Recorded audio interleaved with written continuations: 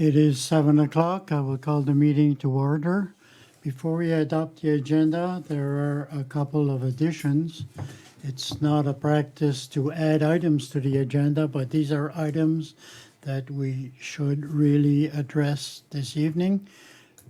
Fewer only reports, but if you all agree, at 10.2, Police Advisory Committee, and 10.3, the Residents Committee. And under 11.10, it'll be a motion to grant a submission, the remanagement of the building besides the Center of Clare, the Health Center of Clare. And there's a modification at 11.1 where there is a motion to transfer $1,125,000. The correct amount is $428,916. So if you all agree with these changes, a motion is in order. Moved by Councillor Thibault, seconded by Councillor LeBlanc. All those in favor indicate by saying yes. Contrary, no. Motion is carried. Are there any items on the agenda that leads to the conflict of interest? No. We will go on to 3 presentations. 3.1 off-highway vehicles.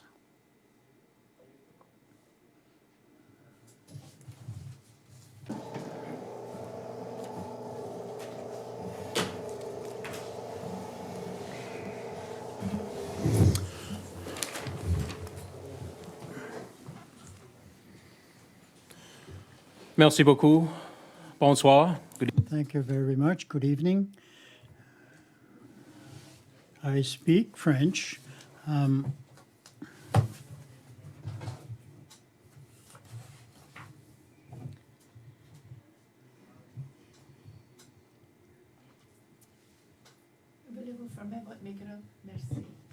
certainly be here if we have anything to present. Je m'appelle Ryan Potter. My name is Ryan Parker. I am a conservation officer, and my partner Ryan.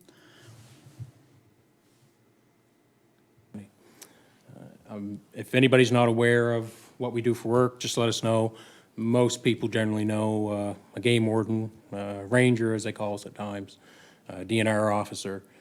Formerly with the Department of Natural Resources, we were moved into the Department of Environment, but most people know who we are. So, I've got a short presentation we'd like to present to you folks today. It's just a general overview of the Off-Highway Vehicle Act. Many of you are likely off-highway vehicle users, and for those non-users, this will be a brief presentation on some of the rules and regulations, just to give a general overview to the council and what we do as well. At any time, if there's any questions, please just jump right in. I will leave it open at the end if anybody has any questions as well. I'll give you a brief overview of my background. I've been a conservation officer / game warden since 2011. I've worked in various provinces and territories, including Nunavut, Newfoundland and Labrador, and most recently, my last 2 years was spent in New Brunswick as a peace officer working for the Off-Road Vehicle Enforcement Unit. So I have a I like to say, very unique knowledge of off-highway vehicles. And I just recently returned to my home province in February of this year. I was very fortunate after almost 10 years to come back home. That's where I wanted to be. So I'll let you introduce yourself. Yeah, Martin Gation. I've been a conservation officer since 2005. Done most of my work here in Digby County. I left 2007 to go and work in Windsor and then Lawrencetown. Came back in 2011. It's a busy county. Between ATVs and hunting is kind of our bread and butter where we're busy. So as Ryan said, there's just the two of us for the whole county. So many of us, or many people probably don't see us a lot, but that we're doing what we can to make a difference. So, thanks, Martin. The Off-Highway Vehicle Act, some new regulations, and it was updated, and I believe the date says March 2007, but I believe it was 2005. New regulations came into effect regarding registering and permitting off-highway vehicle use and safety training requirements. The Off-Highway Vehicle Act and regulations is managed and overseen by the Department of Lands and Forestry, formerly the Department of Natural Resources. So they oversee the act and regulations. Any changes that come about would go through them. Most people don't know that as conservation officers, now with the Department of Environment, we are mandated by the province of Nova Scotia for the enforcement of the act and regulations. So we are funded by the province to be the primary source of enforcement for the Off-Highway Vehicle Act. In saying that, other enforcement agencies do enforce it, of course, the RCMP, municipal police agencies as well. Motor vehicle inspectors, I believe, have the authority to enforce it. So we are not the only ones, but it's the mandate was given to us back in 2000 and I believe it was 2005. Yeah, it was around when I was hired, so yeah. So our authority, again, as a peace officer, as a conservation officer, and RCMP, motor vehicle inspectors, we may all enforce it. We may seize and detain an off-highway vehicle until it is dealt with a trial or until, a ticket is paid. But we may detain that off-highway vehicle if need be. Depending on the circumstance, we may arrest an individual on an off-highway vehicle, depending on the circumstance that is. So if they fail to identify themselves or if it's a serious offense outside of the Off-Highway Vehicle Act.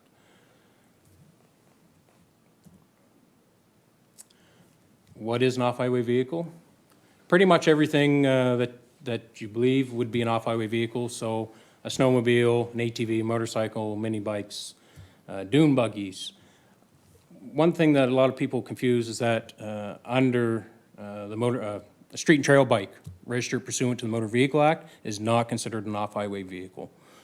So the ones you see on the road with plate displayed and proper safety equipment and blinkers, those are considered motor vehicles, which we do not have the authority to stop. Anything outside of that would be considered an off-highway vehicle. Modified 4x4 trucks as well would fall under the Motor Vehicle Act. It would not be our responsibility. However, everything else would encompass an off-highway vehicle.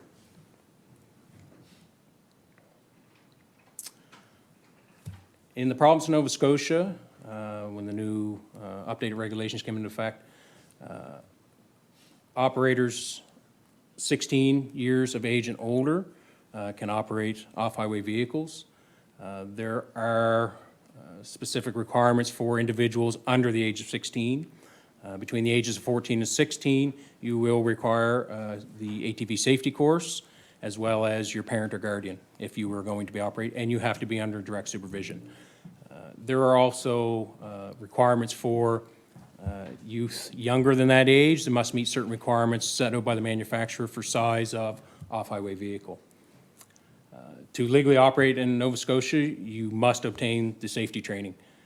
Exemptions include the following you see listed above, where you're 19 years of age or older before April 1st of 2006, and you purchased an OHV before April 1st of 2006.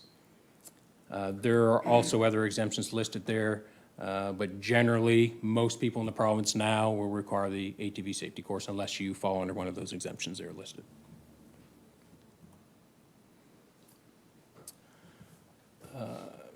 You are also exempt if you've passed the course previously.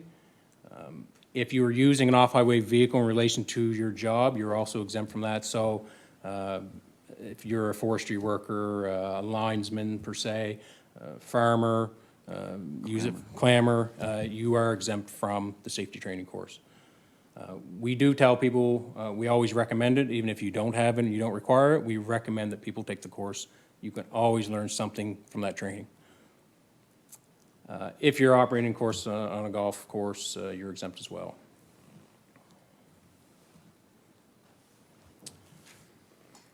Registration, you are required in the province of Nova Scotia to register your off-highway vehicle. There are exemptions, of course. Now, if you specifically are only operating your off-highway vehicle on your own property, private property, you're not required to have it registered. However, if you are operating outside of your personal property, you are required to register your vehicle. There are exemptions, of course, so if you ride solely on your own property, status First Nations on reserved land, and a person related to a landowner by blood or marriage, or a common law, or in a domestic relationship, who rides solely on the landowner's property. You will not be required. Outside of that, anybody you see on a trail, crown land, anywhere else, you're required to have registration and your plate displayed. Much can be said for insurance. As of April 1st, 2007, all person operating on land which they don't own or occupy must carry third-party liability insurance. Again, the exemption here would be if you're solely riding on your own property that you own, and you are not required to have the third-party liability insurance.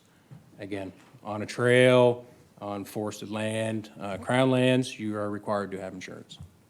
If somebody hops off a trail and starts driving down the road, which we know there's been a lot of issues here, your insurance is null and void then. Yes. If you are operating your off-highway vehicle unlawfully, your insurance can be voided. So if you are operating on a highway and you get in an accident, your insurance will be void. That's a lot of people, I think, misunderstand the purpose of insurance. But if you are operating unlawfully, you will not be covered.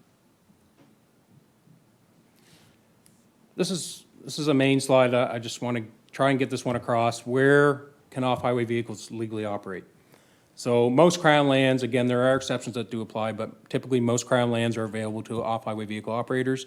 I think it was 2014 they opened up the Medway Wilderness area in Annapolis County, which was the former Bowater lands, opened it up to off-highway vehicle use on the main trails. Owned lands, your own personal property, private property by permission only. You have to have written permission from property owners in order to operate on their land. Pilot project areas, and the only one that comes to mind for me is Weymouth. Weymouth currently has an OHV pilot project, which has been ongoing for some time now, where it gives OHV users access through Weymouth from trail to trail. So they have to meet certain requirements. You have to be 16 years of age, you have to have a valid driver's license, you must abide by a certain speed. Those areas would be considered pilot projects. There are a few others in the province.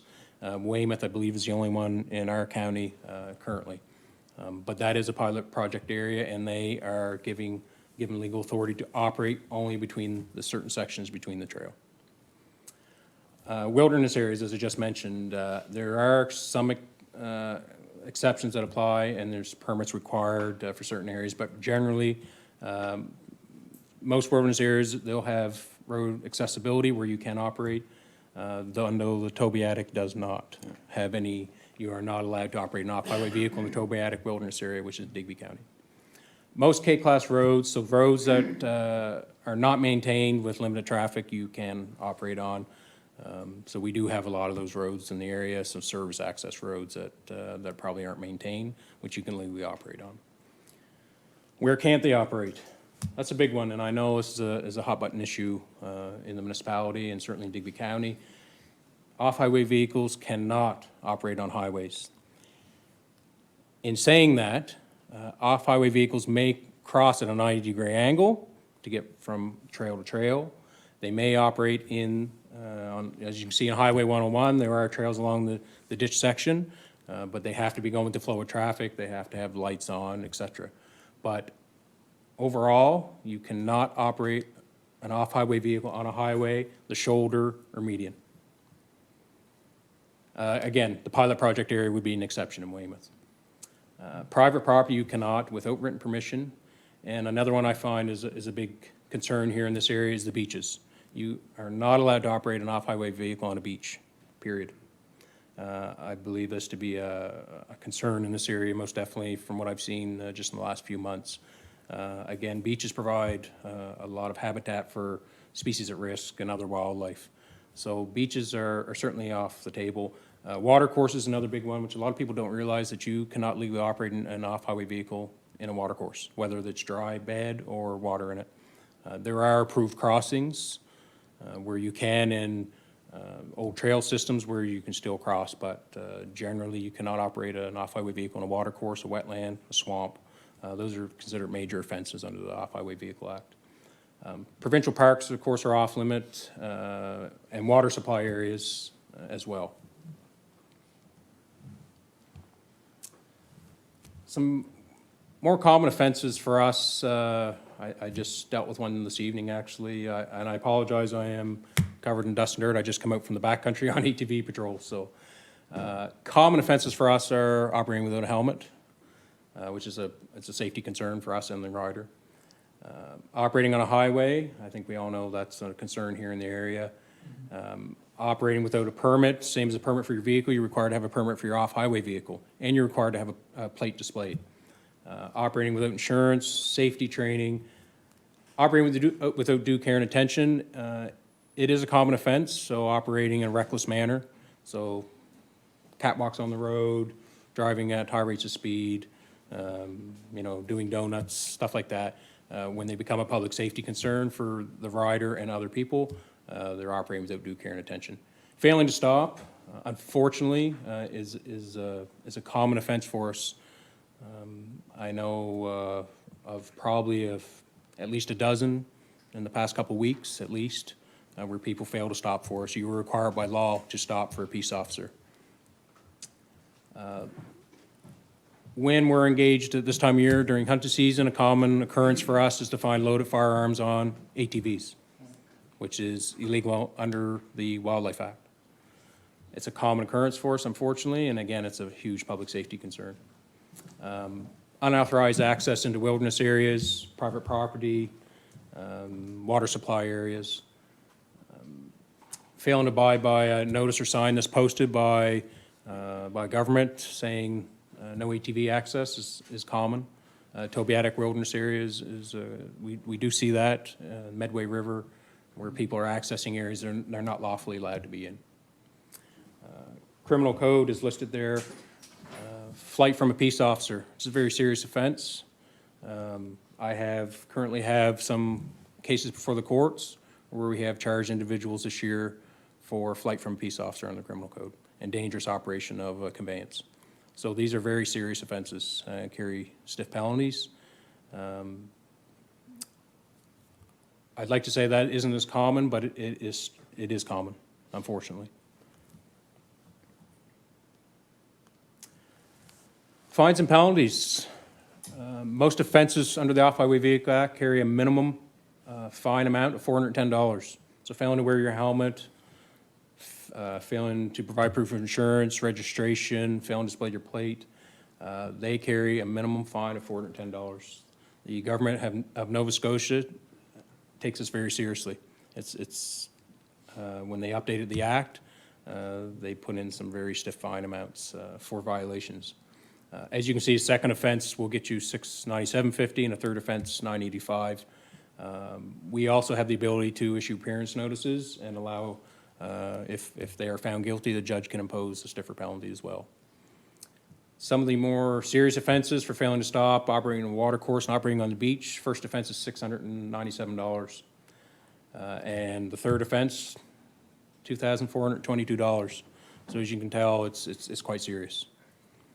We certainly use a lot of discretion when we're out in the field because we understand that these penalties are very stiff. So we always use our discretion when dealing with individuals. We hope to take the education route at all times, but that's not always possible. But we certainly try to start with education first. Under the Off-Highway Vehicle Act, an officer may impound any off-highway vehicle for any violation committed under the Act. So that could be operating on a highway, no helmet, no insurance, any of the violations found under the Off-Highway Vehicle Act, we may impound a vehicle for. The authority there is given to us.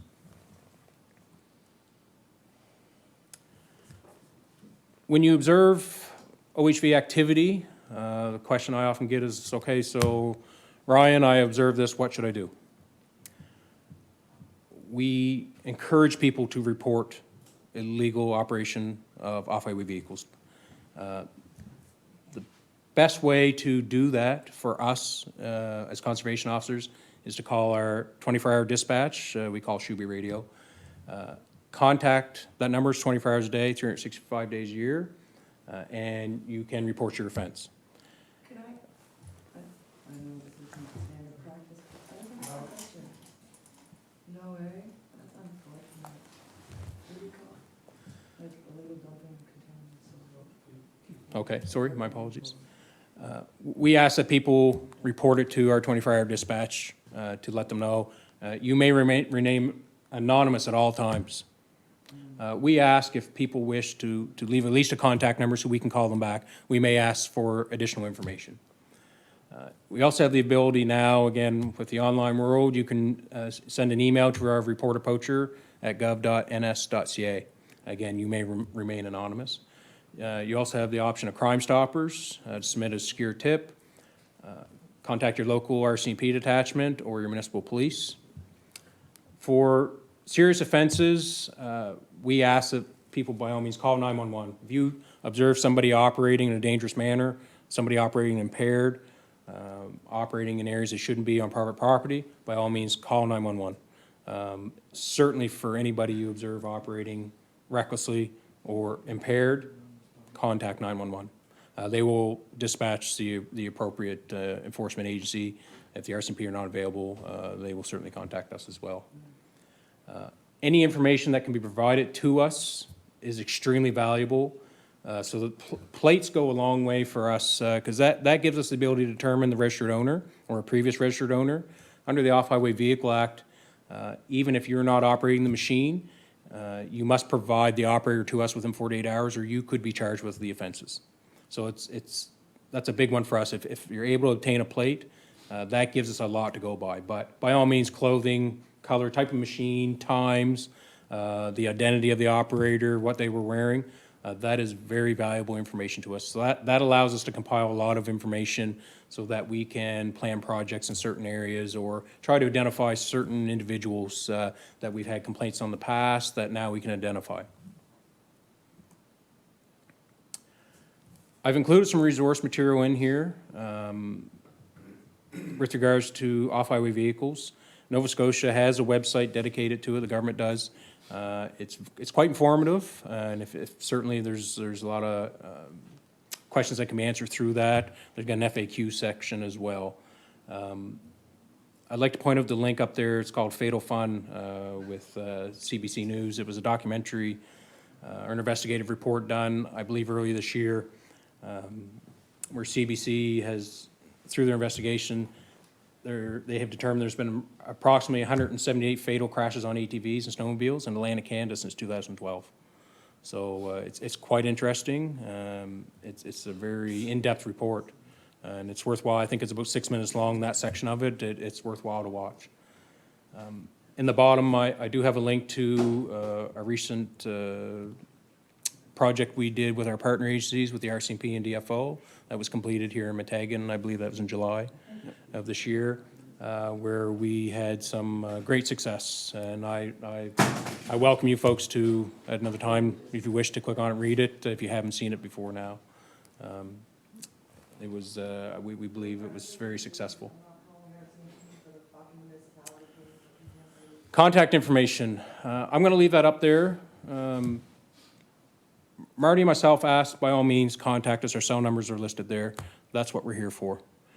By all means, call us. Doesn't matter what time of night it is, 2 in the morning, by all means.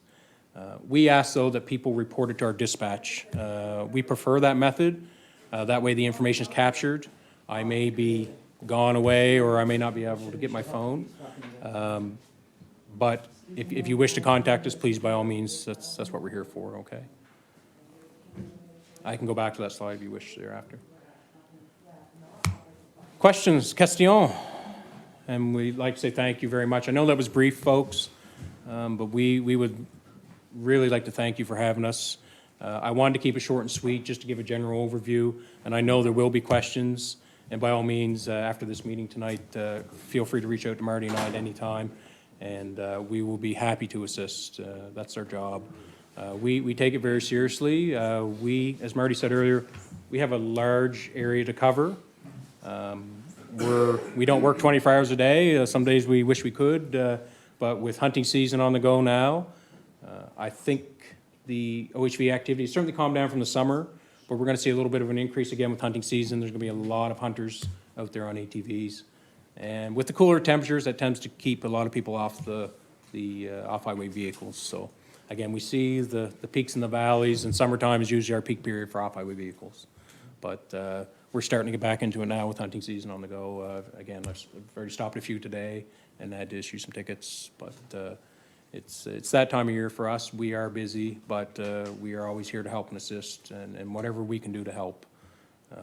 We're always here to offer education, act as an educational role to youth as well. We do a lot of restorative justice with youth and parents, and we encourage parents to get involved with their youth, to take safety courses, go riding with them.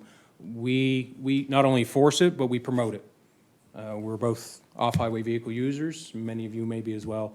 We also like to promote the sport. It brings in generates a lot of revenue for the province, and it brings in a lot of visitors from out of province. So no better way to see our beautiful countryside than be on an off-highway vehicle, and to be out there with your family and your loved ones. At the end of the day, I will say this, although again, we do enforce it, my main role and my main concern is public safety at the end of the day. I tell youth, I tell people I talk to, when you see us, just don't be scared of us. We're here to help. I will always help and assist anybody, no matter what the circumstance. We are here to help. So we try to educate parents and youth that when you see us or you see our red and blue lights, don't flee. We will all help you. I will certainly help you. So, but again, our main role is public safety is at the end of the day. So, merci beaucoup. Thank you very much. First, a comment. I was happy to know that you accepted the invitation to come and speak to council and give this, this information. And I was also happy to know that the presence you provided in the Meteghan River area really helped the residents and made a huge impact on their concerns there. So thank you very much for that. I just had two questions. The first one is, when you mentioned highway, I know you mentioned K roads, which is probably mostly dirt roads. So any dirt road like the Second Division Road, I'm not sure if you're familiar in the Bangor area, is that that's highway because it's public. So it's a public, when you say highway, that's public road. So unmaintained K road is allowable. Correct. Okay. And under the Motor Vehicle Act is a definition of a highway, and it lists certain things. K-class road would not be maintained, and it would be very light traffic. So yes, but anywhere else is considered a public highway. Even secondary roads. I'm trying to think of a description of a road here that would fit in that. Generally, anything that gets plowed, Yeah. you can't ride on. So. Right, right. And again, as officers, we certainly use a lot of discretion, depending on the area, depending on the circumstances. But and I say we, Marty and I, we have taken a zero tolerance approach to off-highway vehicles on public roadways. It's a huge public safety concern. I've pulled dead bodies out of ditches. I don't want to have to come home and tell a parent that their youth is dead because they were on a highway. So we've taken a zero tolerance approach this year because of the complaints have just been overwhelming of off-highway vehicles on roadways. So we don't want to see anybody injured. So. The second question is, we talked a little bit about this before the meeting. Fires, like if somebody has a fire in their backyard, and I talked to the fire chief in Meteghan, he said, we probably won't go, but he said if there's a fire somewhere like close to residence or in the forest, close to the forest, they'd probably go put it out. And so what he said that you'd call, I think, is the Shubi radio. So that's where they'd call, and then they'd decide whether or not it should be you guys or fire department or whoever. So I don't want to touch on the fire department, but I will say this, between March 15th and October 15th is considered fire season in the province of Nova Scotia. So you must meet certain requirements before you are able to burn. You must check what we call the burn map, changes every day at 2 p.m. You must call or go online to see if you were able to burn. If it's green, it means it's open after 2 p.m. If it's yellow, it means it's restricted until 7 p.m., and red is no burn. You cannot burn between the hours of 8 and 2 p.m., 8 a.m. and 2 p.m. on any given day during fire season because of the fire threat. There are certain conditions that apply to the size of your fire, and also there may be requirements if your piles of brush and wood material that you are burning are over certain sizes, you may require an industrial burn permit. In saying that, if you do observe a fire during fire season, during those months, by all means, you can contact the 1-800 number and report it to Shubenacadie. Depending on the circumstances, they may dispatch the Lands and Forestry Fire Crew or the fire department. If we are contacted, it's likely an enforcement matter. We don't put out fires. We will respond in an enforcement capacity, and I may request a fire department. I may request our Lands and Forestry fire staff to come out and put the fire. Anybody having a fire needs to know that they are liable for the fire. If it gets out of control, you can be held liable for the cost of the fire, the cost of the cleanup, the cost to dispatch our Lands and Forestry crew. So it's serious. It's very serious. So we ask that people be very cautious during fire season. Make sure you check the burn map every day at 2 p.m. We had that stretch of approximately 3 weeks of no burning. It was so dry here in the province. So, yeah, by all means, contact 911 if you, obviously if you have a fire, by all means call 911. They will dispatch the fire department or we will be contacted to come in and do an investigation. Thanks for that clarification. Absolutely. Are there any other questions? Conseiller Deveau? Merci, Mr. Président. Just a short comment. I like you, I work as a medic, so I've picked up a few, and it's not a pleasant job. We just do our job. And a question that I have. So I think maybe you touched it at the beginning of your presentation. And by the way, thank you very much for the presentation. It was very good. So you can stop and detain. Is it only off-highway vehicles, or can you stop and detain just regular cars on? So is it only off-highway? For off-highway vehicles, yes. Okay. Yes, I may stop and detain somebody depending on the circumstance. We will do compliance checks. So generally, I've Right. seen an off-highway vehicle, I will always conduct a compliance check. Mm-hmm. I may, although there's no arrest authority under the Off-Highway Vehicle Act, I may rely on other authorities under the criminal code. Gives me the ability, if somebody doesn't identify themselves or I can't prove an identity. Mm-hmm. My apologies. If I'm unable to identify the person, I may detain them under the criminal code. If they're involved in a Wildlife Act offense, I may arrest then. When it comes to motor vehicles, we do not have authority under the Motor Vehicle Act, so that's a completely another subject, yeah. But off-highway vehicles, yes, we will stop, conduct a compliance check, and if there's any issues and concerns from there, we will potentially make an arrest or detain somebody, yes. If a motor vehicle is used in a type of offense that we enforce, like this time of year, we get jacking complaints. So if we're responding to that and we get a plate or a vehicle description, we see that plate, we can pull that vehicle over and do our investigation that way, so. Thank you. Any other questions?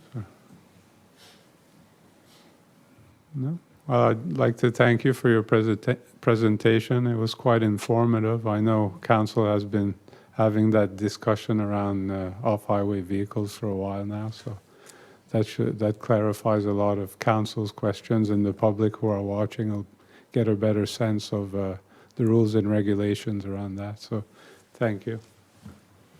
I should also mention that this isn't the end for Marty and I. We will still be out there. We intend on working with our partner agencies, with the RCMP and DFO, on upcoming plans, and we will be out there actively enforcing Off-Highway Vehicle Act as much as time will permit. Again, with hunting season, it kind of goes hand in hand. But you will see us out there, and again, we intend on doing more work in this area. As you know, we're not going to stop everything, but if we can make an impact and people know we're out there, sometimes that's all the deterrent we need. So, but Overall, merci beaucoup. Thank you for having us. We greatly appreciate it. I will leave that up there. Please feel free to reach out to Marty or I at any time, any general questions, concerns, or if anything comes up in the future. We're happy to take your call. So, merci. Thank you.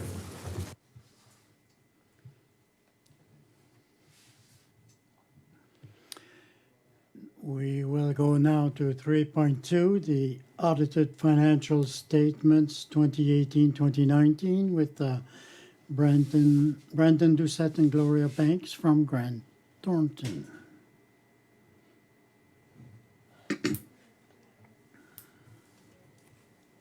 Have met last year, and I have with me tonight Brandon Doucette. Brandon's going to actually present the financial statements to you. He's bilingual and he's a member of my staff, so that's why he's here with us tonight. But I did want to inform you that we met with the audit committee yesterday, and we've gone through the financial statements in a great level of detail. So the presentation this evening is just a high level, but if you have questions, please feel free to ask. We're here to answer them for you. Okay? Donc, bonsoir. Ce soir, je vais vous Evening, I will present the consolidated financial statements that were audited by Grant Thornton. The financial statements here is a consolidation of the operations and capital funds and reserves. In the financial statements here, we have the transfer and the elimination of balances between funds. So this answers to the requirements of the sector. So we can start with turning to page 20. You will find our audit report. And I can start by telling you that the opinion is without reserve, so it is a favorable report on the financial statements that ended at the 31st of March 2019. And it meets the requirements of the public sector of the Canadian standards. So the third paragraph in the opinion tells you only that there are additional informations from pages 22 to 26, and this is not to answer to the requirements of the auditor, but additional information. One thing to note also in the report is that we estimate that the results that we obtain are satisfactory in our opinion. So some responsibilities of the management is to ensure that the presentation of the preparation of the consolidated financial statements and to consider the interim contracts to ensure this. So one thing that is new this year, the management must evaluate the capacity to continue its operations, and also the responsible of the management are responsible to look at the process of the financial management. So the opinion of Grant Thornton as auditors is to ensure reasonable assurance that the operation went well. This is not a guarantee, but it is a reasonable conclusion. By doing this, we exercise our professional reasoning, and throughout the audit process, one other thing that we do by identifying and validating the risks or abnormalities, we obtain an understanding of the internal contract, and also we evaluate the appropriate character of the accounting practices and the capacity to continue the exploitation of the municipality. So at the end, we evaluate the overall presentation of the consolidated statement. So we can continue on page 4. This is just a page. It is, at the municipality, it is required by the audit standards. And it is the responsibilities of the direction. If we go to page 5, this is where we find the results of the consolidated results. If you look at the revenue first, we see that the actual total revenue for this year was 700 million. It is 700 and something million under budget, but it is $635,000 over the preceding year. So when we look at the details, the revenues from taxes have increased by $130,000. The taxing of the municipality have not changed, but the property values have increased, and this is because of the increase. So if we look at the revenue from other sources, we can see it's the same thing as last year. It is a bit less than the budget. Also, if we look at the conditional transfers from the federal and provincial governments, we see an increase of about $304,000 from last year.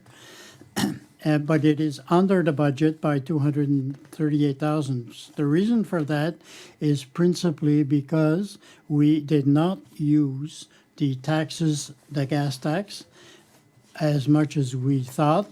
In the budget, we thought we would use $550,000, but we only used $258,000.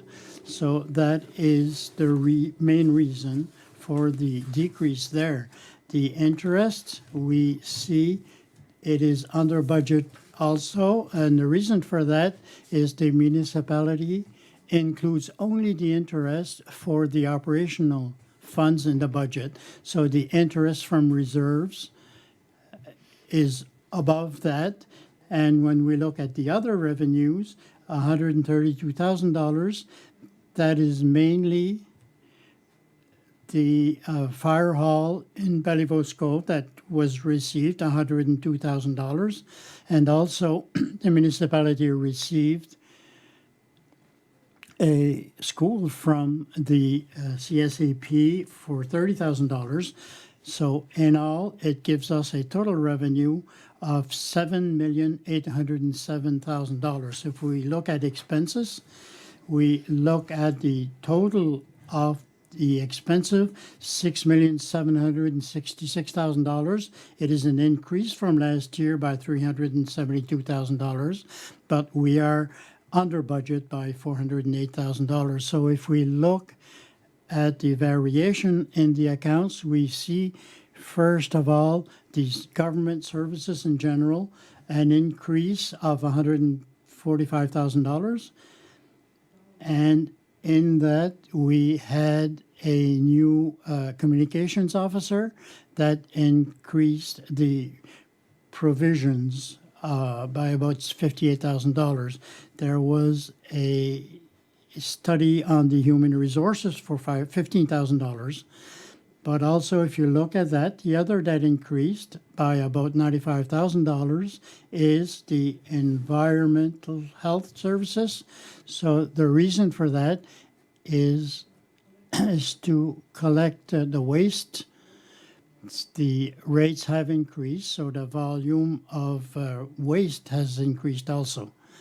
If we continue, public health and welfare services, so that the decrease here is in the Clare Health Center, where there is one doctor who left and another who is on maternity leave, so the expenses went down a bit. And the recreational expenses, that is really the expenses for Clare 250 and for the World Acadian Congress, about $174,000. So we also saw the revenue associated to that earlier. So it gives us altogether an annual surplus of $1,000,000 $125,000. But with that, we had about $78,000 for grants, capital grants for, so really the surplus without that would be a lot less. So if we continue on the next page, It's here that you'll find the consolidated assets. If you look down, we saw an increase in the of about $730,000, and that's really a thing of timing. When the funds came in and went out, and that really represents 86% of the active assets. When we look, we see the receivables. We have taxes. They went down. So that was really in the, if we continue, we saw an increase in the receivables from the federal government. And that is especially the HST. If we continue, a new account that we have here is $30,000, and that's from the school that was received from the school board. So the total for the assets is $6,943,000.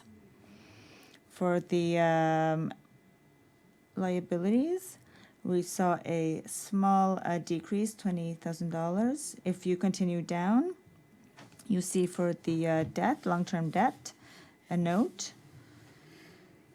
There has been a new long-term debt for the fire hall in St. Bernard, and also for the Clare Health Center.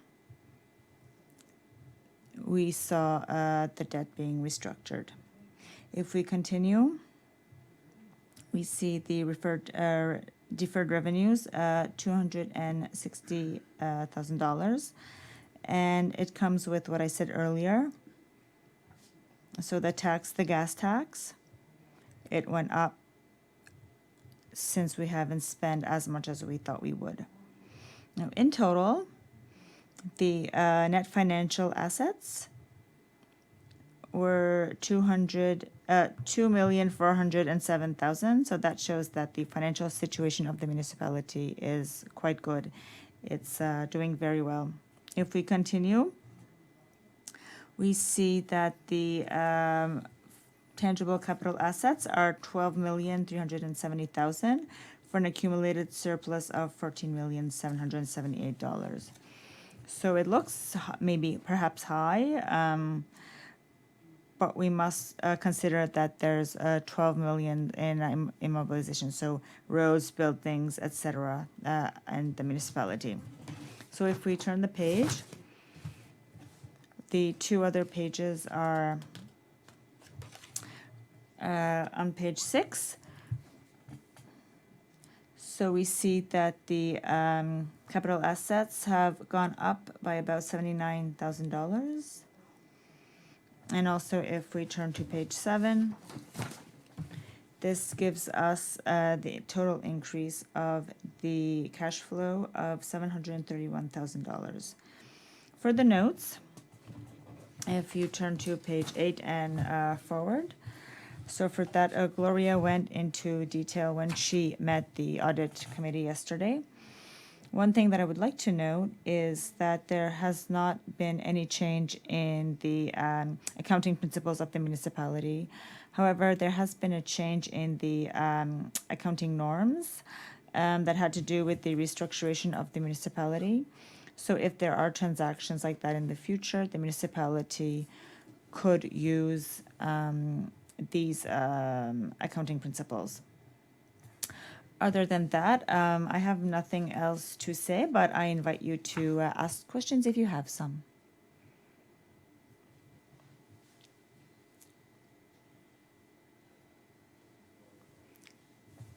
But on page 5, à la page 5, The increase of $4,900,000 to to 5,600,000. Is that tax assessment?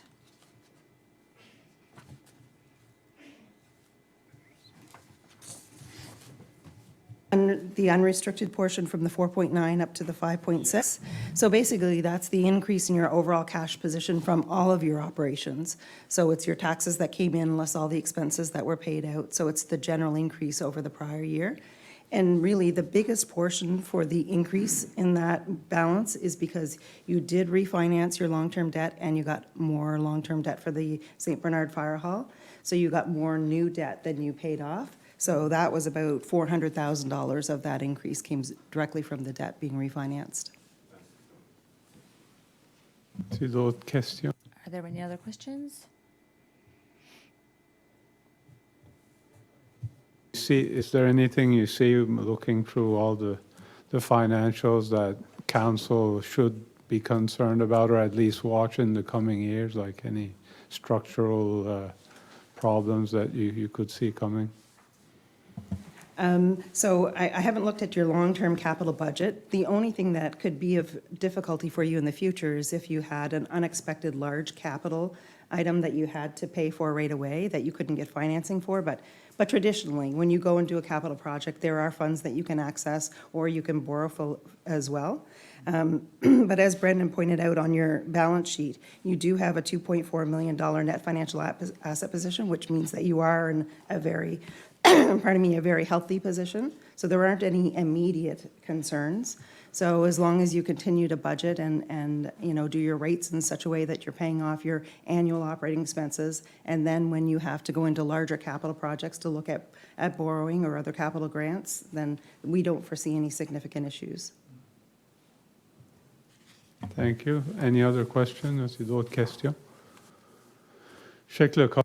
I know the audit committee met and went through it in detail, so I have faith in the committee, so Brian? We'll do a report later under new business, I think. Committee reports I'll have a few details in that section. I want to thank you for your presentation. Thank you very much for having us, and I've left with Jeanette the copy of the financial statements that needs to be signed by the warden and by the CAO. So when you approve them later on in the committee reports, you can sign them after that time, and she can get them back to us. Thank you very much for your time. Thank you, merci. Next, we'll go to 4, adoption of minutes. 4.1, July 17th, 2019, regular council meeting. Any errors or omissions?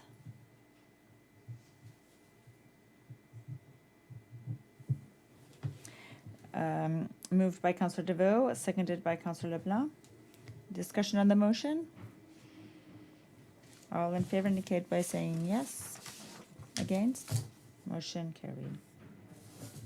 4.2, August 15th, 2019, special session of council. Any errors or omissions?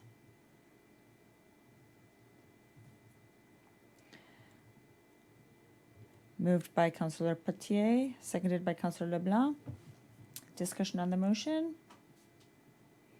All in favor indicate by saying yes. Contrary? Motion carried. 4.3, September 4th, 2019, Council and Committee meeting. Are there any errors or omissions?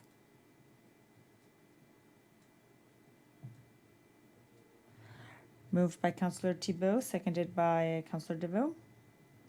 All in favor indicate by saying yes. Against? Motion carried. 5, business arising from previous council meetings. There was nothing there. Warden's activity report. I only put the big activities because it's been since July that we hadn't had a meeting since July. On July 19th, I went to a reception for a delegation from Chinese students from Taichung, who they made a friendship agreement with St. Mary's Bay Academy. So the school from there and here, so there were 16 students and chaperones. So I went, and the mayor from Digby was there as well, just to meet the students They went into different houses in Digby County for that weekend, so it went well. On July 24th, I went to a meeting from the Harborside Lodge in Yarmouth. July 27th, said a few words at the opening ceremonies of the Clare Festival. From the August 15th to 18th, I went to the Réseau des Villes Francophone City Network in Moncton. There was one meeting there during the conference that was for the mayors to look at the future of the organization. And the way it works is that this year it was a regular meeting, like an assembly. And then the following year is a work year. So every other year it's a regular meeting. So next year the work meeting will be in Winnipeg, and it'll be a smaller group that will go to work on the strategic plan. But they look for the years to come where their meetings could be. So 2024, the year of the Acadian Congress, it'll be a work meeting, not a regular meeting. And we could put the interest of having the meeting in the area. So I put our name in. That would be interested in the discussions of having the work meeting here in the municipality during the Congress. Because there was a little bit of an understanding that if during the Congress, the meeting should be where the Congress is. So they all agreed on that. So we'll see how it goes. Nothing is guaranteed. There needs to be some negotiations for sure. On August 24th, I went to a ceremony for the Acadian Congress 2019. There was myself and Denny Muse and Alistair. It was more or less a day to, not to declare, but to, you saw a picture of Alistair with the bell. He was given the bell, so it was that day. So we gave short speeches. It was a really nice day. August 27th, I went to the meeting from at the University Saint-Anne from the executive. On September, I assisted to a telephone meeting of the audit committee of the CDNA. September 10th, I went to the meeting from the of the CDNA, and in the 11th September, which was the next morning, it was the next day I celebrated to the day event of the 20th anniversary of the CDNA. So it's been going on for 20 years. There were lots of conferences and businesses that came in that had to do with the CDNA. From our members, it was good. September 12th was the meeting of the Digby Community Health Authority Stakeholders Group. As you have heard, the doctor from Weymouth is leaving. So we took a step forward, but now we're taking a step back again. So the committee will try to meet more often. The recruiter was there from the Western Zone, Karen Chkovsky, and they also hired she's just been hired, and she's the recruiter for the province.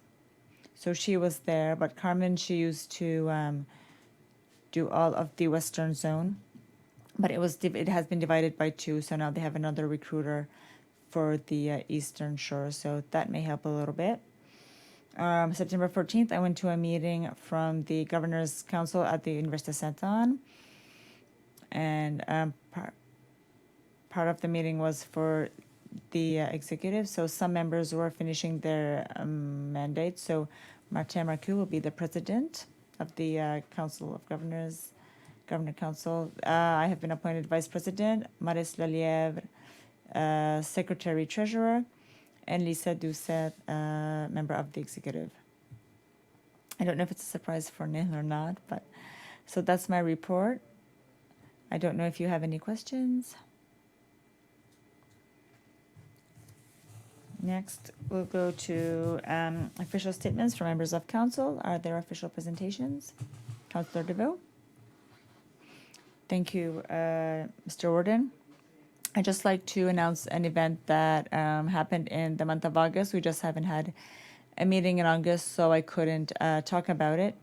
It was the 60th wedding anniversary of Clare and P.S. Leblanc of Concessions. They were the one that started what is now Chez Jean. They started that several years ago. So on August 21st was their 60th wedding anniversary, And I understand that a certificate was already sent to them to congratulate them. So thank you. Are there other presentations, official presentations? The only thing maybe that I think we could send a letter to was the power outage and hurricane have been difficult, and a lot of people have waited for a while. But for a while, the councillors had a direct line to Nova Scotia Power. Even if it wasn't going as quickly as we wanted, the communication was really good. I could call them 3-4 times a day and talk to them, and they would call me back for civic addresses. And it was especially around the businesses that didn't have any power. So I think we should send a letter to Nova Scotia Power to express our gratitude to that towards that direct line. It's very useful for councillors and for them to continue having that line on the 340, for example. There were a lot of businesses, and we could call and give the civic numbers, and because it's a business, they would put it as priority. So if you all agree, Councillor DeVille, thank you. So, yes, on that subject, I don't know if it's practice or not, but I don't know if there's any way that we can thank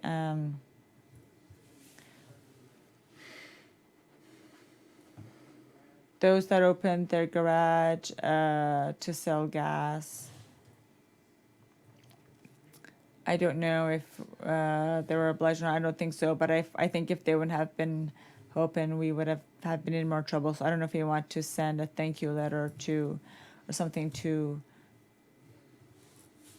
those who did open their garage. But maybe at that time we have to send to everyone who opened their businesses. I don't know how we would do that, but, or I guess publicly I would like to thank those that opened. The other option would be to put something in the Clare shopper to thank the fire departments and the people who contributed. Really, everyone helped each other, which was really incredible. So we could perhaps just put a big thank you to email. If you guys all agree with that. It's difficult to send specific letters. Any more official presentations? Since Councillor DeVaux mentioned Pius and his wife Clara, I would like to congratulate Chez Jean, who opened 11,110 days without closing, but he was closed today. I wanted an ice cream and I have it, so I would like to congratulate him. Yeah, send him a letter to recognize that. If that's all, we'll go to correspondence. A letter from Odette DeVaux from Cord.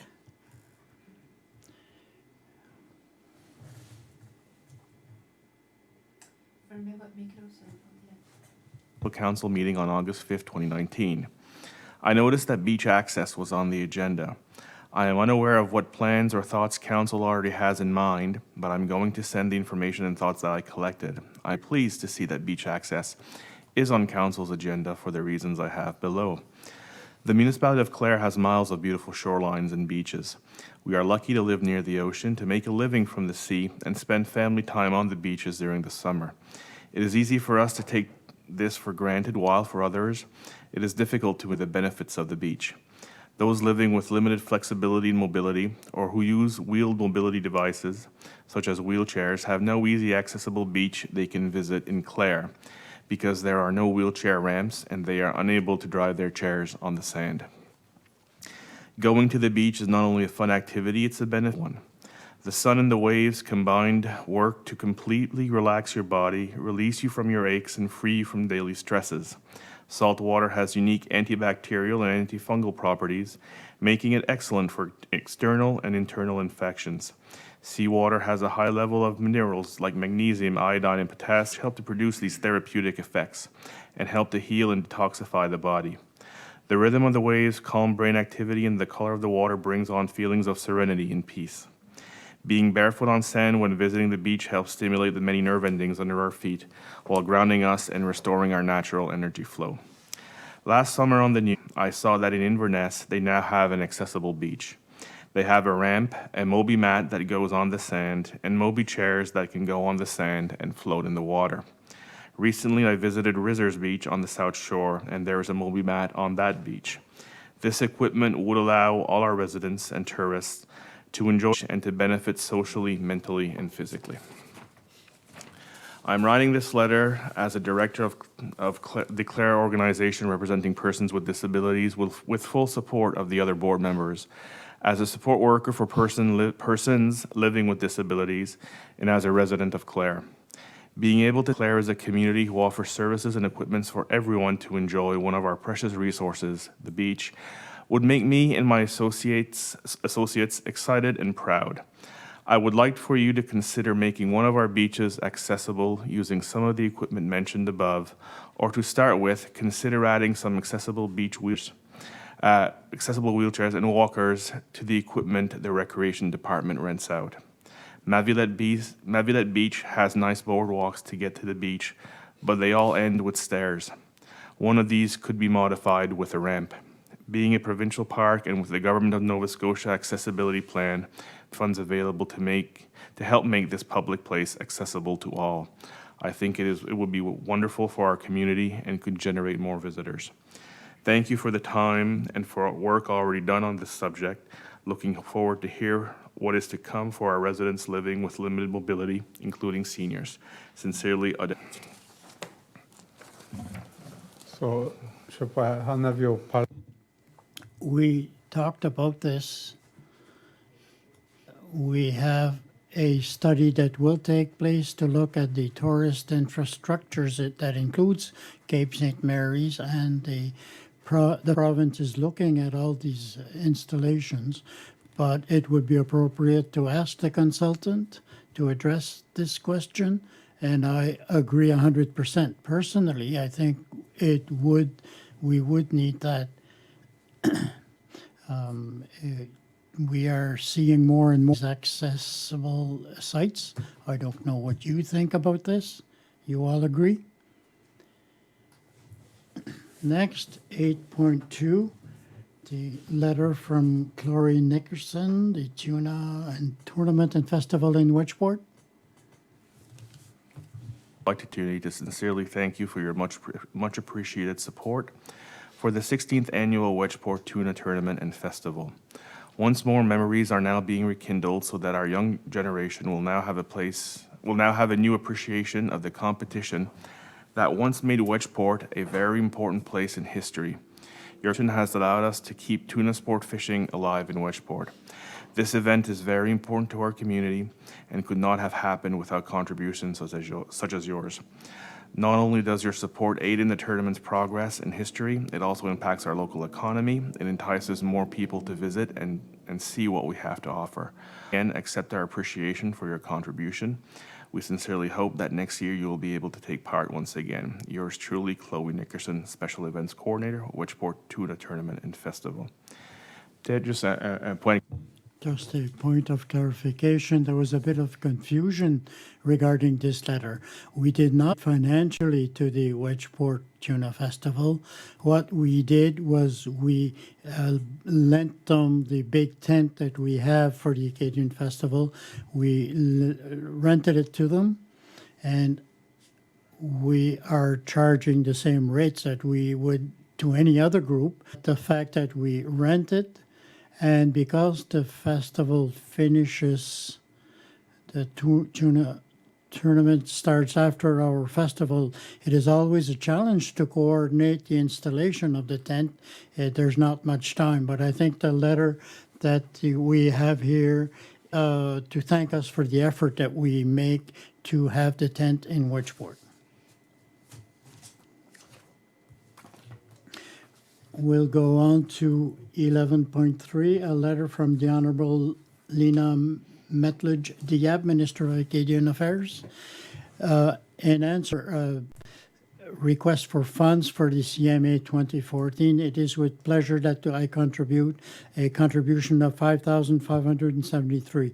The Acadian Affairs is proud to support initiatives that support the Acadian population of Nova Scotia. Yours truly, Lena Diab, Minister of Acadian Affairs and Francophonie. Any questions or comments? 8.4, the letter from the Honorable Leo Glavin, Minister of Communities College. Minister, I am happy to advise you that the project for the program that is in support for culture to contribute towards the project for the CMA 2024. The Minister of Communities, Culture and Heritage to invest $8,000. The government of Nova Scotia is happy to support events that answers to the plan of community development. We hope to have stronger and richer communities and more dynamic communities. Committee to for their work to encourage the culture in Nova Scotia, and yours truly, Minister Leo Glavin. Just for information for the council, our presence at the World Acadian Congress on the 24th of August to make the transition from the Congress of 2019 to 2024 that was referred to already. The celebration for that day was a budget of $18,000. So we were happy to receive the support of the province for about $13,000 from the province. The balance of the project of $5,000 will come from the 2019 Acadian World Congress that was part of their budget to promote the 2024 Congress. Any questions? 8.5, a letter from the Electric City New Friends Society.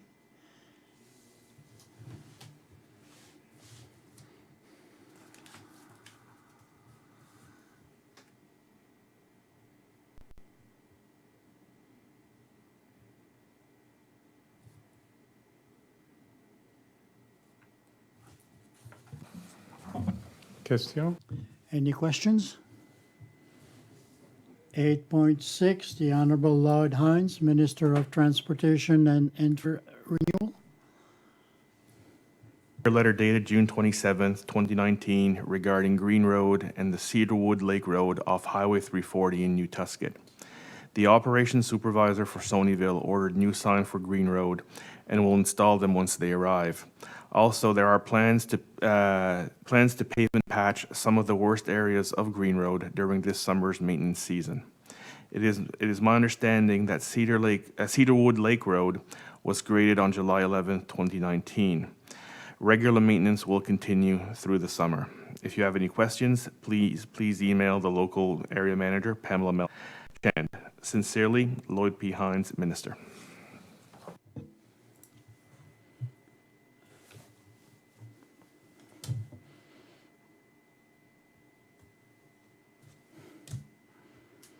Eight 8.7, a letter from Mary Surette Foundation. On behalf of the Yarmouth Hospital Foundation and our presenting sponsor, Pink Star Barrow, we can't thank you enough for your tremendous support of the annual Spring Gala. Wow, what a night. Over $56,000 was raised at this year's gala, bringing us one step closer towards the $235,000 purchase of a new portable digital X-ray machine for the diagnostic imaging department.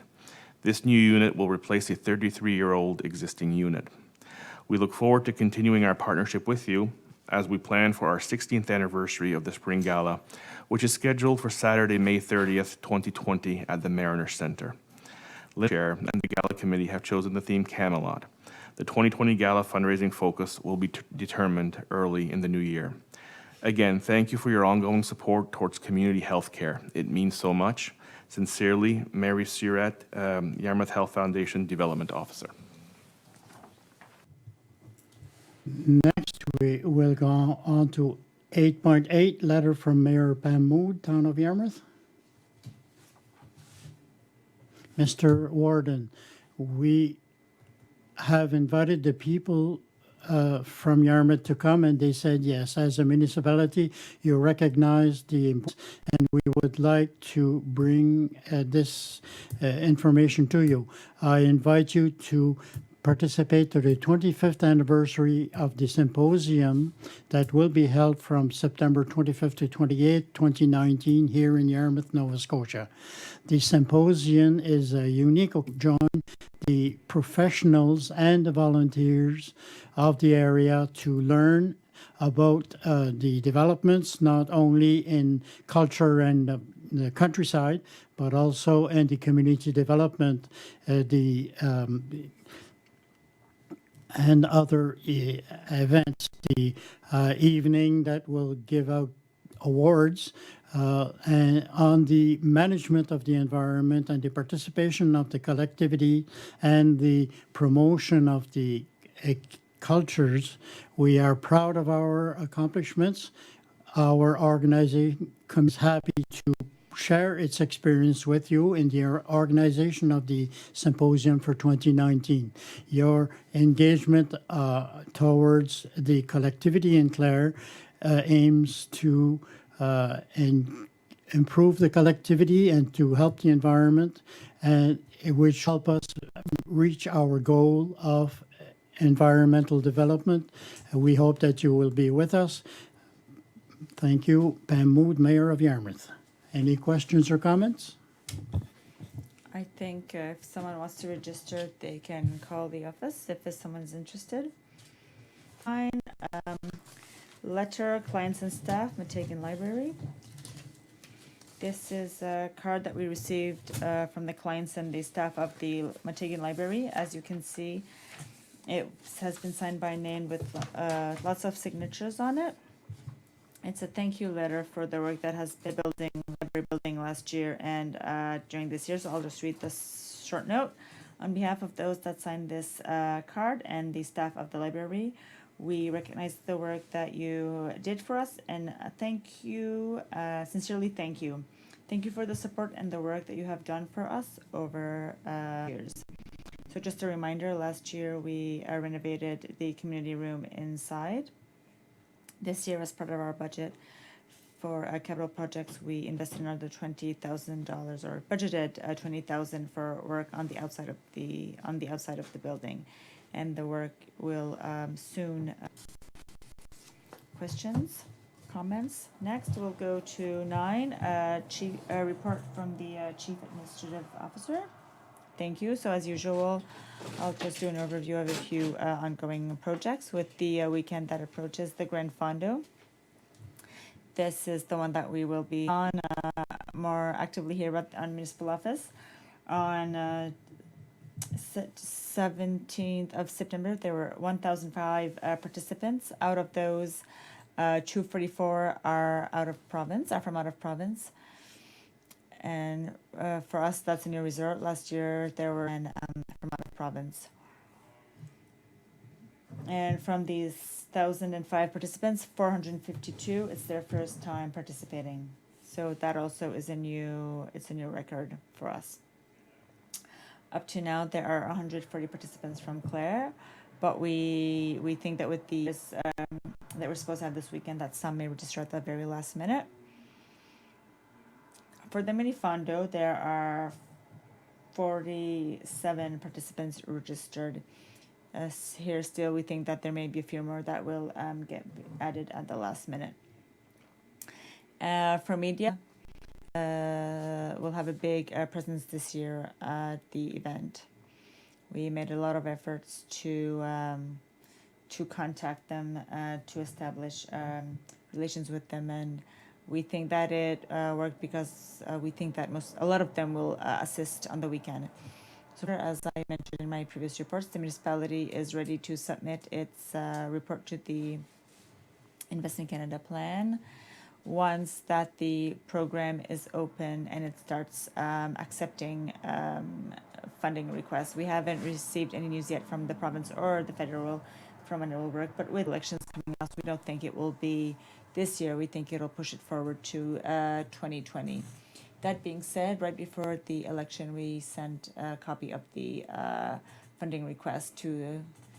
So there's the Minister of the Development Rural, Karen Fraser, who is a member of Parliament for Alberta, that is responsible for the cultural communities and heritage, and Gordon Wilson, who is the MLA for Clare Digby. Up until now, we haven't had any answer, but we hope to have some, at least, that they say that they have received the letter. So we're extension, this regular pipe extension, the pipe that I've talked about several times. So the problems that we had with the permits, we have finally received them, so everything is okay. The work should begin on the September 28th weekend. The date is key for us because of the tide, so the work will start on the Saturday and will go on until all weekend and probably the beginning of the week. We think that everything should be complete by October 4th. So that would essentially put the end of that project. It's the last element of the project left. It's a small element, but it's one that has really lasted a while. For the Congress 2024, who's the CAO from the municipality of Argyle, we finalized the expression of interest to invite people who are interested to submit their names for the president of the organizing committee and for the positions of Vice President Clare, well as Secretary and Treasurer. So we hope to put this expression of interest out before the end of the month, certainly, with the intention that to give people until about the end of October their names. We don't have a fixed date yet, but after that, we will organize a meeting of the Joint Council of Clare and Argyle to look at the candidates and to appoint the members. The Church Point Sewer Treatment Plant, the Skeeter spoke to you about, is one that's taking a lot of time, but it's coming towards the end. All that there's left to do is get the license for the VHS for the radios. So we have ordered the antennas that we need for the project. Once we receive them, which could be any time, we'll go forward with the installation. Everything should be complete by the end of October. Just a few updates regarding our budget for capital projects. As you know, the budget this year, there was a focus on the municipal infrastructures, on the existing infrastructures. So a few items just very quickly. The health center, the renovations there are complete. However, we looked at the possibility to cost share with the province for a generator to see if there were any programs out there that would permit us to do that. Up until now, we consulted with EMO Nova Scotia, but we haven't found anything yet that would allow us to cost share. The Meteghan Library, as I mentioned earlier, the renovation work are happening right now, and they will be complete very shortly. Everything went well. The work at the municipal office here, the landfill in Meteghan, at the search and rescue building, the ball field in Hilltown. All these projects are complete. Everything went well. The small building that serves as storage next to the Clare Health Center, we put out that work. We'll talk about it later tonight. The new roof at the sewage treatment plant in Meteghan, we also put out an RFP, and we're just waiting for the people to put in their. So we award that contract shortly. And for the sidewalks in Meteghan, the intention is to put a tender out for engineering services to start that project in October. For finances, so as of August 31st, 2019, the municipality had $8,303,121 in revenues against $4,119 for an operational surplus of $4,253,487. Also, August 31st, 2019, the municipality had a balance of $32,000 roughly in its operational fund, 6 million in its capital fund, and a total in reserve of 4,999,472. This last number can be broken down in the following ways. Our operational reserve, 1,296. Our capital project reserve, 3,393,000. Our landfill closure reserve, 325,875, and our gas tax reserve, 1,200,200. And report. Are there any questions? If not, I'll go to the report, committee reports. 10.1, building permits. Deputy Warden Doucet. For the construction report, July 2018, there were 18 permits that were given for a total of, and in 2019, 33 permits for a total of 1,087,400. So compared to last year, there's about 900,000 different from last year, 2019. For August,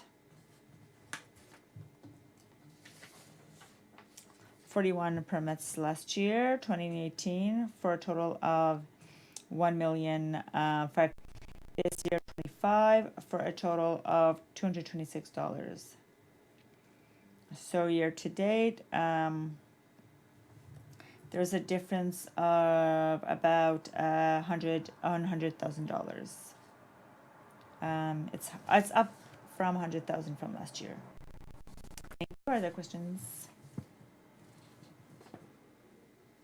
Next, we'll go to 10.2, police advisory. The police advisory board met last Monday on the 16th with the Sergeant Daniel Godet, and it wasn't a long meeting.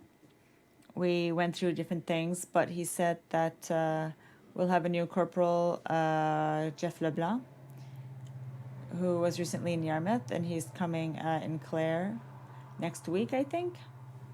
And also there's a lady, police officer, she's been here for 6 weeks. Her name is Ocean Persico. I haven't met her yet, but she's a new police officer here. So Jamie Lutz, that was corporal before, is now in Yarmouth. So we've been here. He also gave out a sheet with a current stats from April to September. So that's 5 months. Just quickly, the break and enter, there have been 2.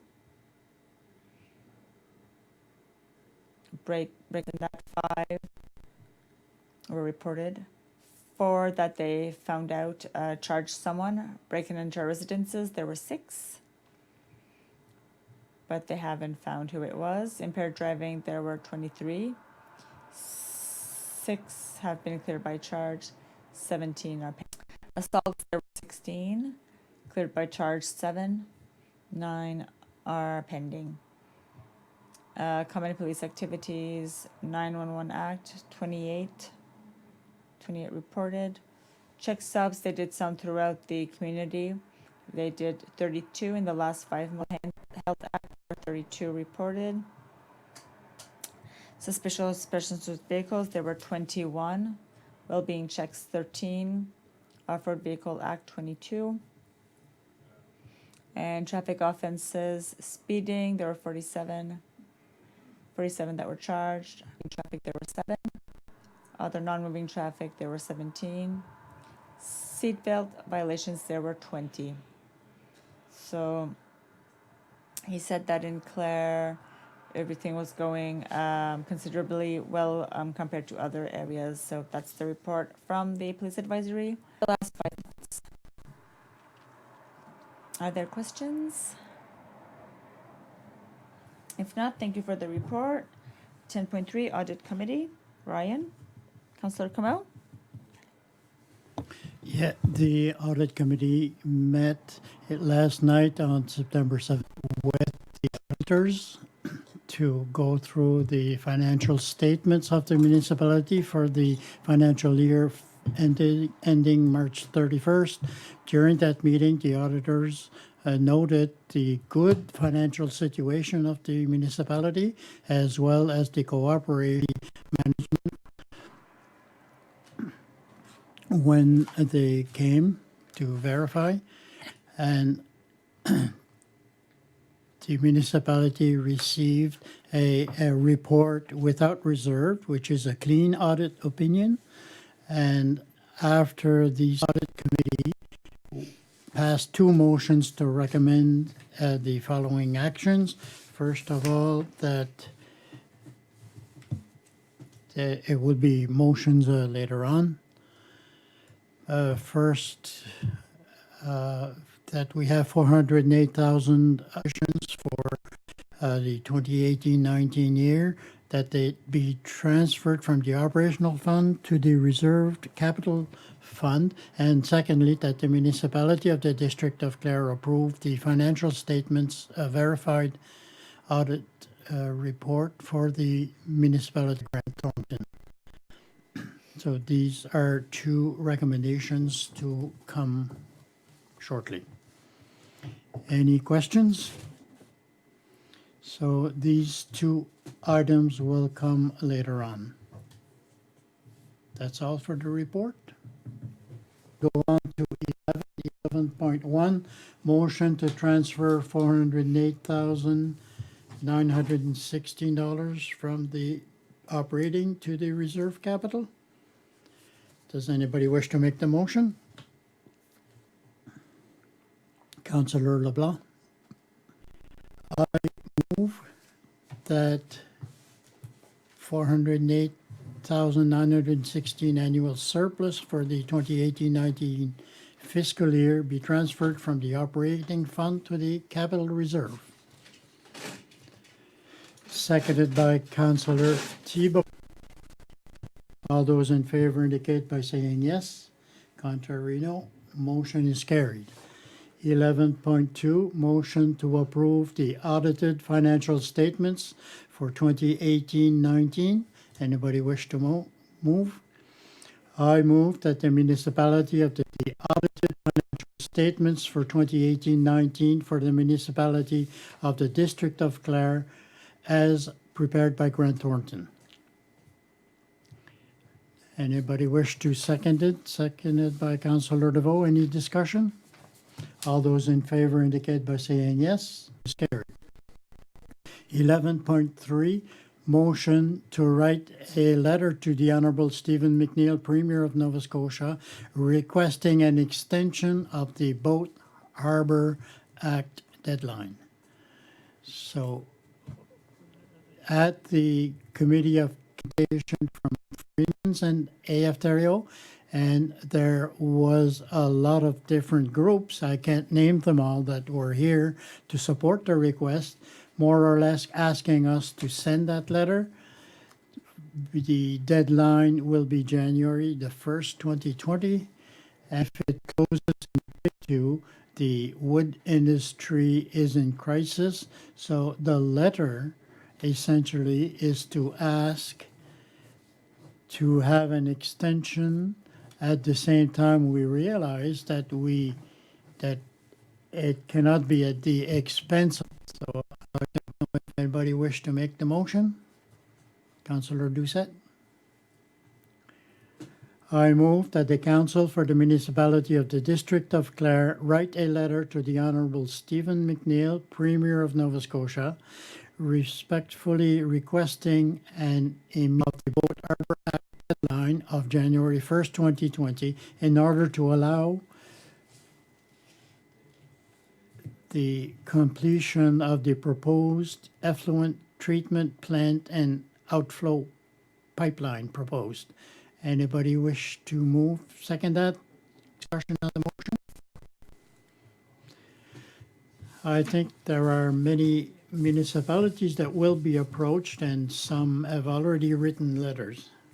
So are you ready for the question? All those in favor indicate by saying yes. Contrary, no. Motion is carried.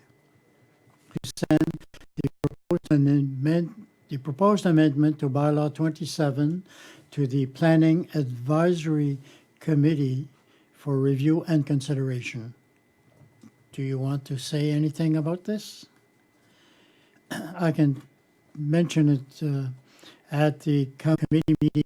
We were approached by a committee in Clare asking us to reconsider an amendment to our bylaw, municipal bylaw 27, to add a section that would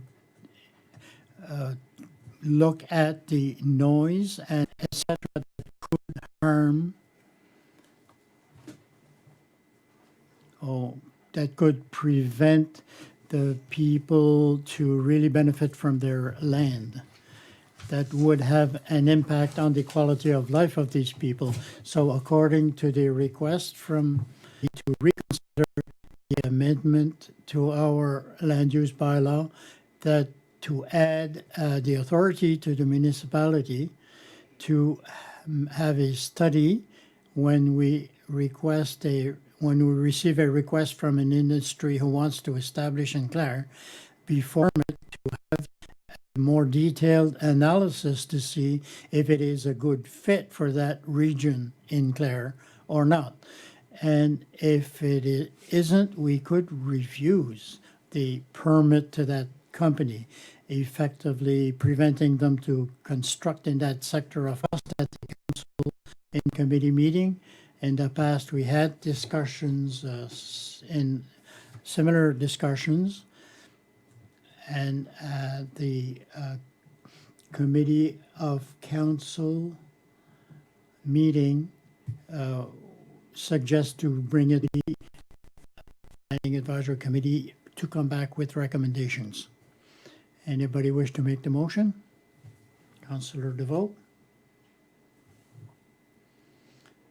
I move that the council for the municipality of the district of Clare send the bylaw 27, that's the land use bylaw, as presented by Mr.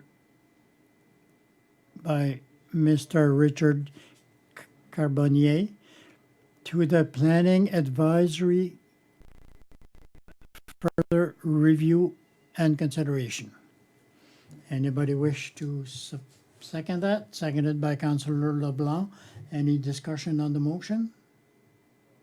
All those in favor indicate by saying yes. Contrary, no. Motion is carried. 11th, grant a proposal regarding the former St. Albert Elementary School. If you allow, I will give you the history, the context on this that led to this motion tonight. On December 7th, council published a tender for selling the school. The tender closed on January 31st, and two submissions were received. The first proposed the possibility for the development of campus, and the second one was for the development of a home for seniors. The council looked at both submissions, and the negotiations for the two started shortly after. The committee met with groups, and on August the 2nd, the second promoter informed me that he was taking out his proposal. So the first submission was there were a lot of things considered in our analysis. The quality of cannabis is now legal. It is a sector that is expanding, and as a sample of this, we see that NSCC is including that in part of their program as of September. Also studied the presentation by Mr. Carbonnier, who is presently occupying the land next to the school. in a memo dated June 16, but at the end, the municipality of Clare does not prevent the production of cannabis and prevent people from buying a private building to continue their operations. So in this case, by selling it to the promoter, Pound Cannabis Inc., there are certain respected, the proposed project is subject to some specific limits, and the project is for exportation, so there will be no retail sales locally. So the council recommend the sale of the building to Pound Cannabis Inc. for the purchase and the use of elementary school, and the condition that the required cannabis be produced within 12 months. It is recommended also that applied. I have this in English, not translated. Property. And 2, shall not emit smells from industrial or agricultural activities such that the intensity and frequency cause injury to health and or linger long enough. Property. And 3, shall not cause waste to the property or accumulate garbage such that it becomes unsightly and affects the reasonable enjoyment of property. And 4, shall not emit any airborne particles or pollution of any kind.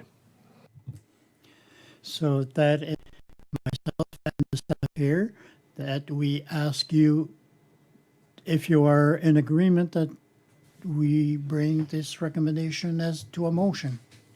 As you know, the council has been discussing this for several months. At the last committee of council meeting, we passed it to go forward with this project.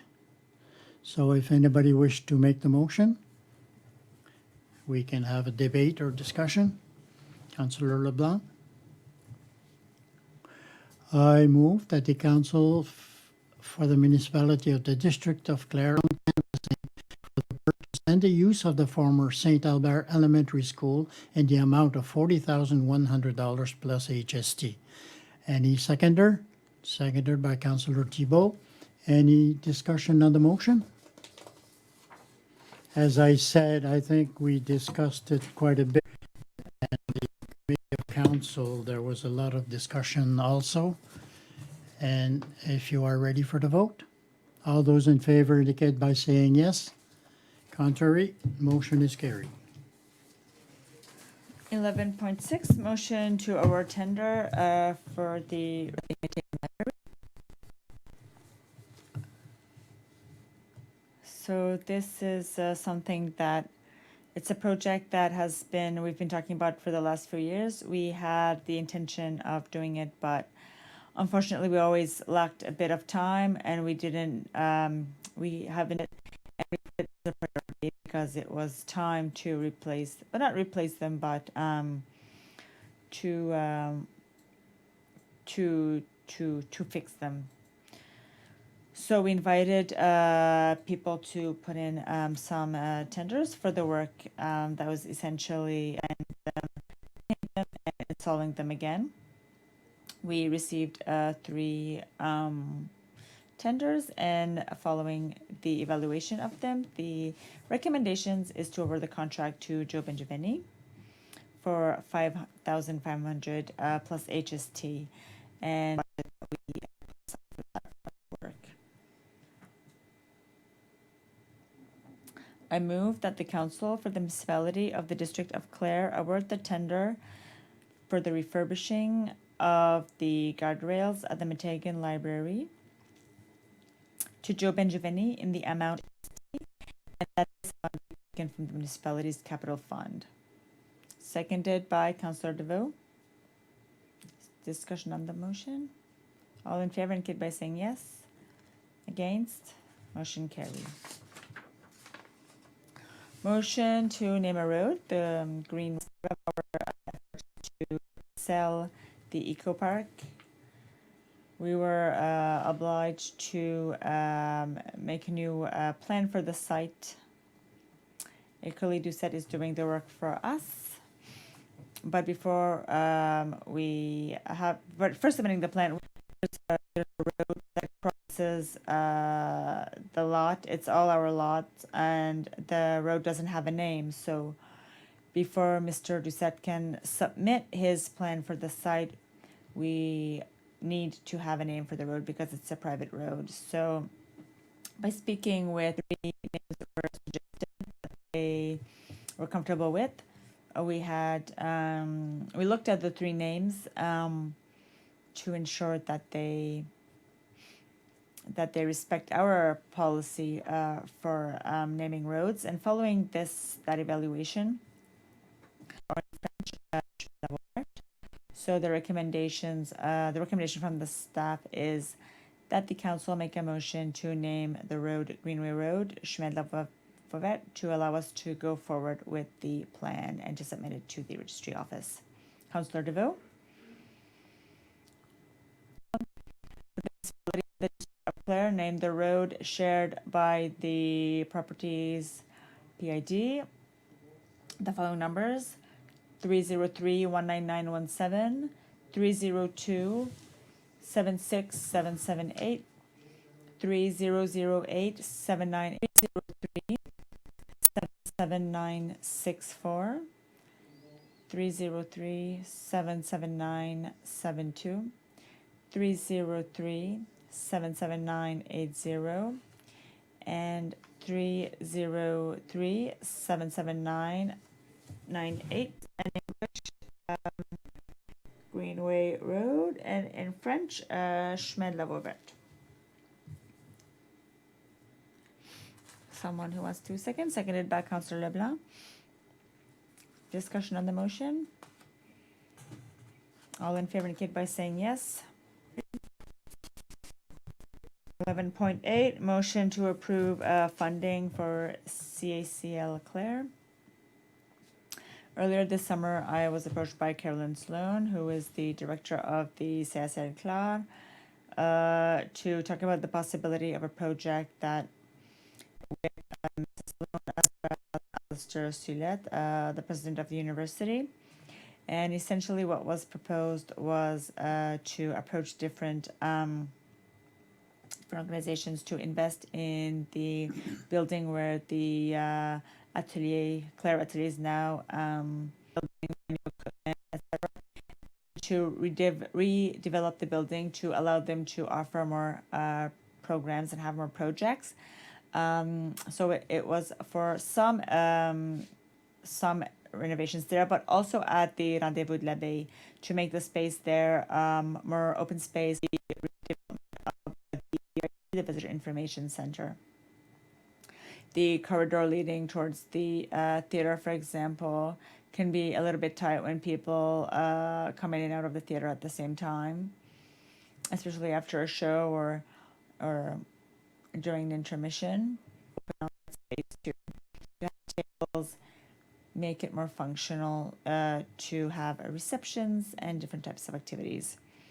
There's also a rebranding that is part of the project. It's something that the discussion have been held with especially that is encouraging that encourages the social enterprises, so it would go under that. The discussions up until now with the federal and the province have been very favorable. We're talking of a project with the confirmed a contribution of $30,000 towards the project. Université Saint-Anne also confirmed $30,000 towards the project. And as for us, the municipality, since we are a partner with in that project or potential to match the contribution of Clare and the Université Saint-Anne, and to invest $30,000 towards the project. And I'm convinced that we will benefit from it just by the fact that our VIC is there. So we'd have a new VIC, more modern, more functional, as well as all the other benefits. The motion, Councillor Potier. I move that the council for the municipality of the district of Clare contribute 30,000 to CSL Clare in support of its project entitled Workforce Inclusion and Community Economic Development, and that this amount be taken from the municipality's capital fund. Someone who wants to second? Seconded by Councillor Depot. Any discussion? Maybe since we made a special for the council for those who aren't used to, maybe they're watching on TV or on the internet, is that the way the council proceeds is that every motion comes from a recommendation from the committee of council. That's the first meeting every month. Makes the vote to have them come up as a motion. So the goal of that is to give 2 weeks notice for the public to know what the council will do. It gives the councillors time to do more research if they want. Because the council recommend something, we're going to spend $30,000 or $50,000 or $100,000.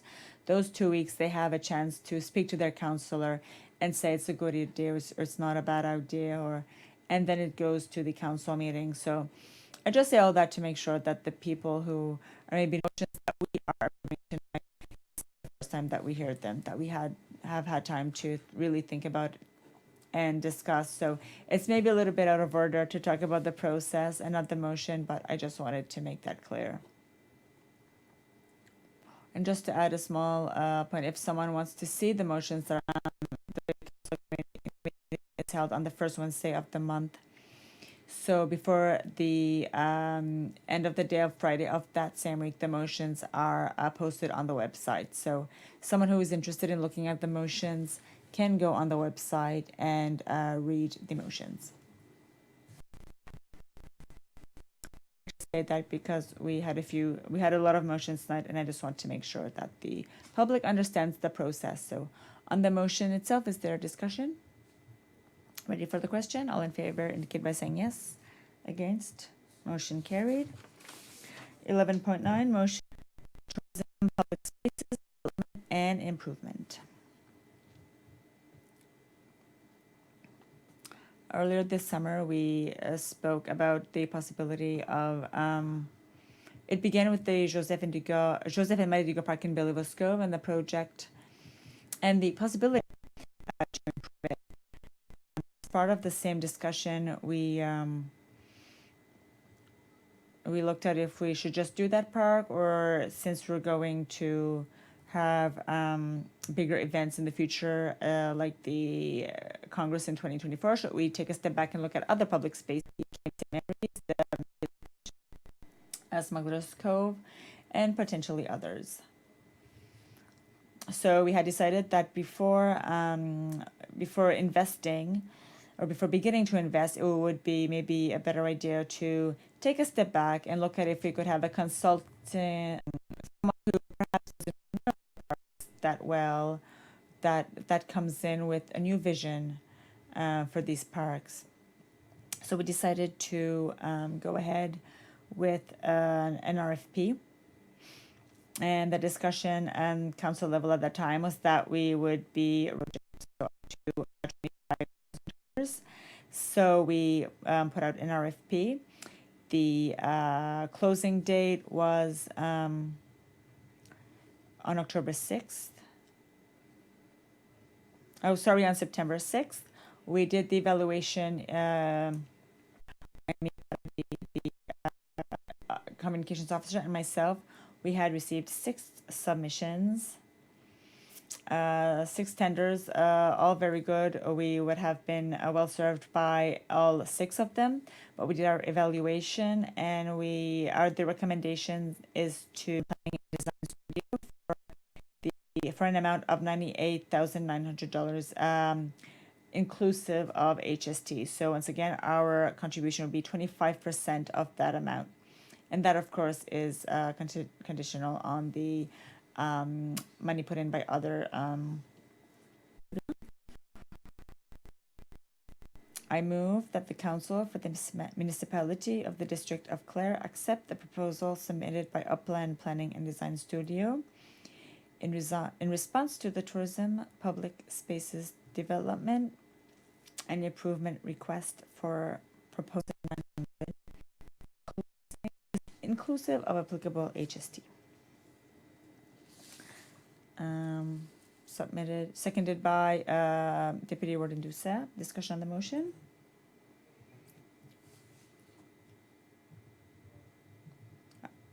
I'm really happy. Very nice places, a little bit of development, and it could make a big difference if the province is interested in partnering with the municipality. So I see good things that will come out of it. So that being said, are you ready for the question?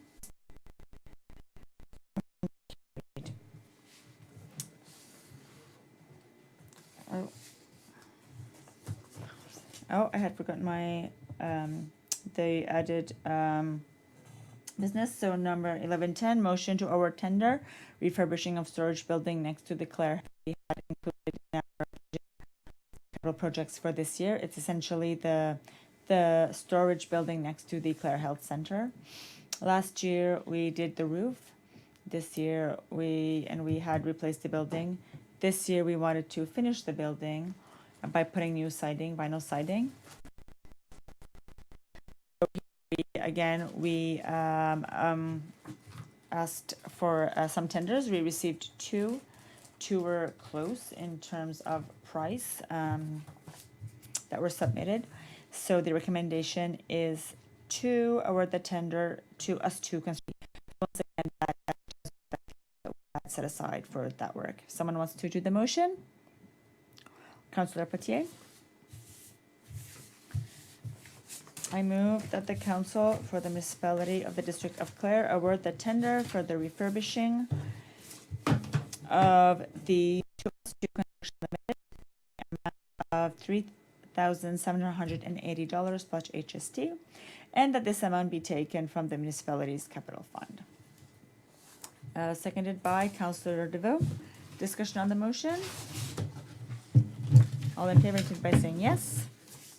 Next, closed session. For those who are watching, we have one item, 12.1, rural internet. So it will take a motion to go, moved by Deputy Warden Doucette, seconded by Councillor LeBlanc. All in favor, indicate by saying yes.